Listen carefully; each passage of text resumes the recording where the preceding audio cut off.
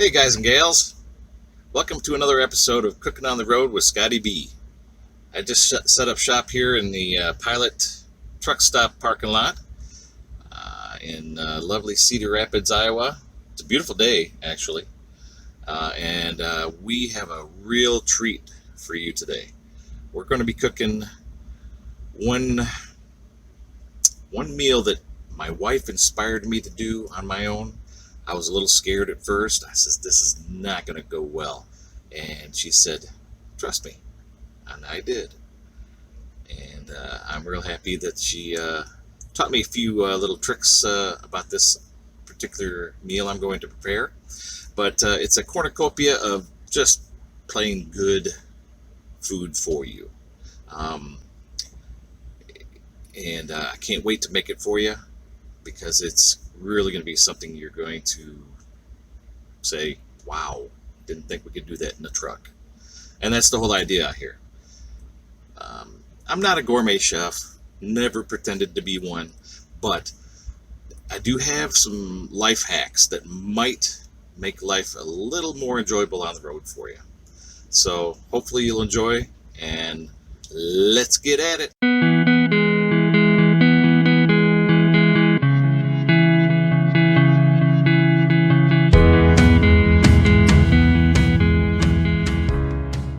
Now that we're back in the kitchen / bedroom, that's the way every truck is, but we're going to have a fantastic episode for you today. We're going to call this one vegetable soup, because that's what we're making. And it has turned out to be one of my most favorite, wholesome, hearty meals. I'm a soup guy, and you can ask my wife. I love soup. So we're going to make one of my favorites using this little contraption here called the Cook's Essential 2-quart pressure cooker. Got this on QVC a couple of years ago, and I really have been enjoying using this. It's just the right size for a truck. It makes a ton of food, but it's small on space. I've got an 8-quart pressure cooker as well, and let me tell you, I make some good stuff in that too. But portion size, this is the ticket. This is the one you want to get off the QVC. So we've got our pressure cooker seated on our TV tray between the driver's seat and the passenger seat, and we'll go ahead and open this up. And there's a nifty little feature on this model that holds the lid for you. So what you're going to do is you're going to take your insert out. This one is I've had it for 2 years, a little battle hardened, but it does a great job. So we're going to keep using it. Okay, so we're going to start out with a few of the ingredients that we're going to use to put in the soup. And we have beef bouillon cubes, and we have a small can of tomato sauce.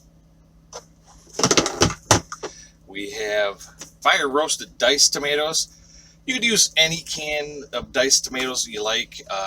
Rotel is even good if you like to add a little heat to it. But these work great. These are an Aldi's purchase as well. Save a lot of money at Aldi's.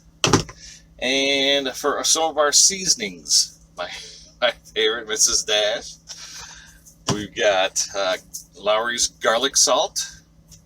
We got a little Mccormick's celery flakes here. And for those who like a little heat, a little crushed red pepper flakes. And then the secret ingredient, honey.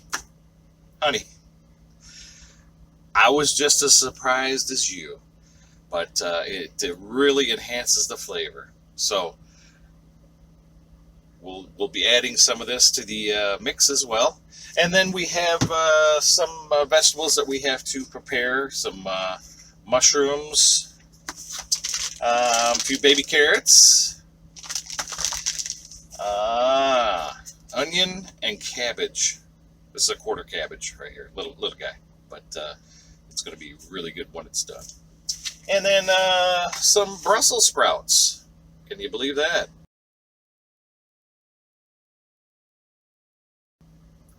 So let's get to preparing the veggies. Let's rearrange this a little bit here so we got a little more room to work. And let's do some cabbage. The cabbage, cut the core out.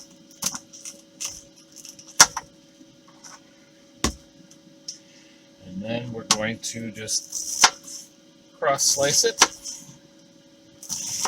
As the soup cooks, it will separate, so we don't have to worry too much about that.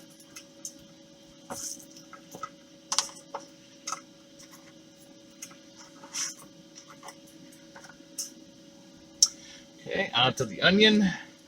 We'll long slice the onion, or as my wife likes to say, julienne.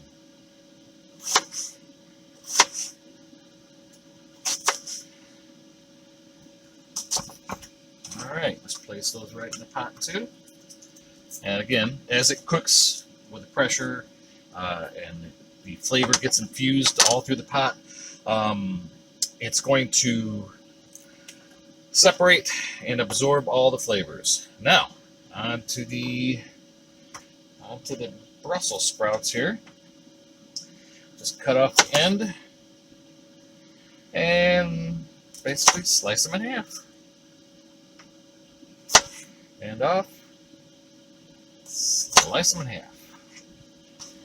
Alright. All done. Alright, so what we're going to do is we're going to get about 3 bouillon cubes. 3 of the bouillon cubes. And these are beef. You can use chicken if you want. Oh, gotta get 3. If you want to use a more vegetarian approach, I would say get like a vegetable bouillon of some sort, and use those instead. But really like the beef. You can use chicken bouillon as well, and they work fabulously and really enhance the flavor. Still vegetable soup with a hint of beef, I guess you could say. Next, we're going to put in some baby carrots. Now, these come prepackaged in the in your grocer's refrigeration, and we'll throw about 6 to 8, 10. If you like carrots, add more.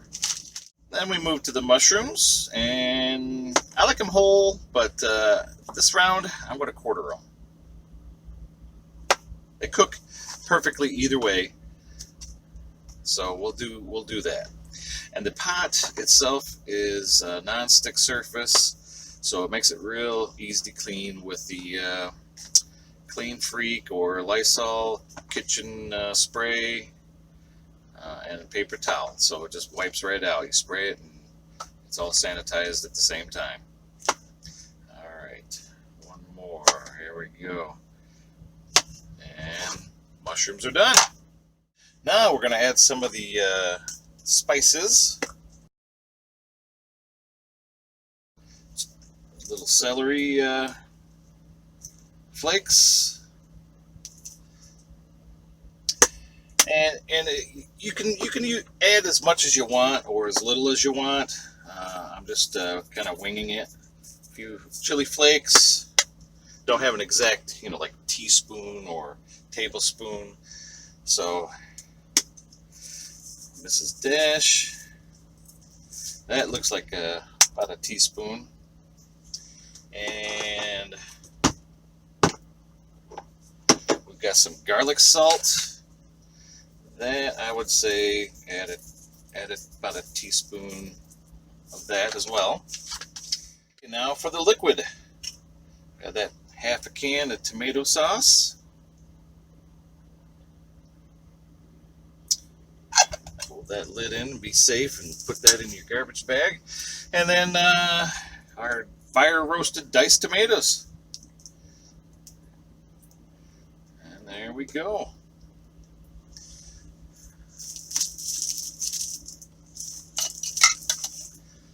Now, for the secret ingredient, honey.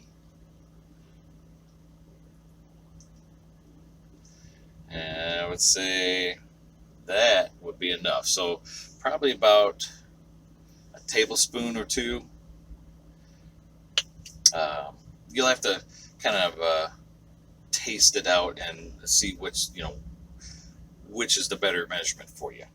And now, vegetables have quite a bit of water in them, so you don't want to overfill your pressure cooker. But we're going to add a cup, and that should do it. 1 cup of water. Now, anytime you cook with a pressure cooker, you want to at least use 1 cup of water or more to generate the steam that's required to cook the food. So let's get ready to put it in to the cooker. Okay, all said and done. Looks something like that. In it goes. And you close the lid. And on this one, you'll turn it to the left and it'll lock itself in. And then as well, there's a, well, on this particular one, there's no marking, but you'll figure it out because it'll start hissing, and the little thing in the back here, the pressure valve, will raise when the pressure's built. So if it's still hissing through this and this, you got to move this around to the proper spot. And for me, that is about right there. Now it's time to do our due diligence and clean up our cutting board and knife with our Clean Freak. There we go. And some paper towels. Just spray the knife on both sides and your cutting board and wipe accordingly. But be super careful because these things are sharp and they will get you if you're not careful. We're going to push menu once and then adjust, and we're going to put 10 minutes on it and then push start. And when it comes to pressure, that 10 will start counting down, and then it'll give you a nice audible beep when it is done cooking. And then I'll show you how to release the steam. Okay, it's finished coming to pressure and cooked the meal, and now it's beeping and going into warm mode, which will stay that way for 8 hours if you desire. So we're going to release the steam here.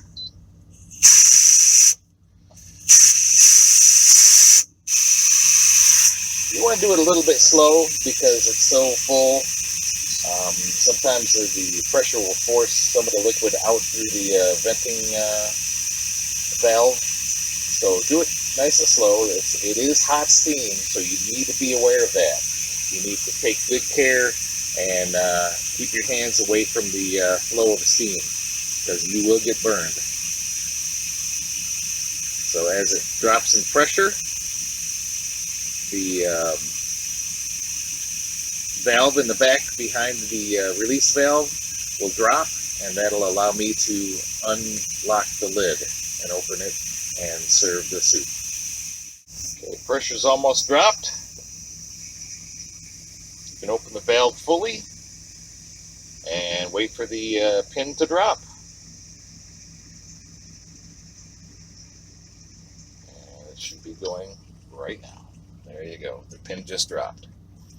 Now we turn the lid and open it to reveal. Oh, that looks so good. So good. Give it a little stir around a little bit. When it cooks, it mixes it pretty good. So you just want to make sure it's all the ingredients are kind of mixed up in there before you serve it. And let's get a bowl. And in we go.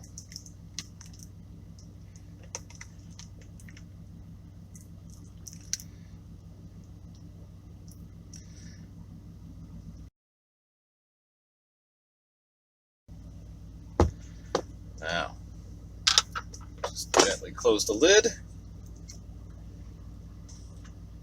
and get ready to enjoy. Well, I'm glad you were with me for this episode, because this vegetable soup is going to be absolutely delicious. Thanks for checking us out, and we hope you like and subscribe to the video. just starting out, so any support would be fantastic.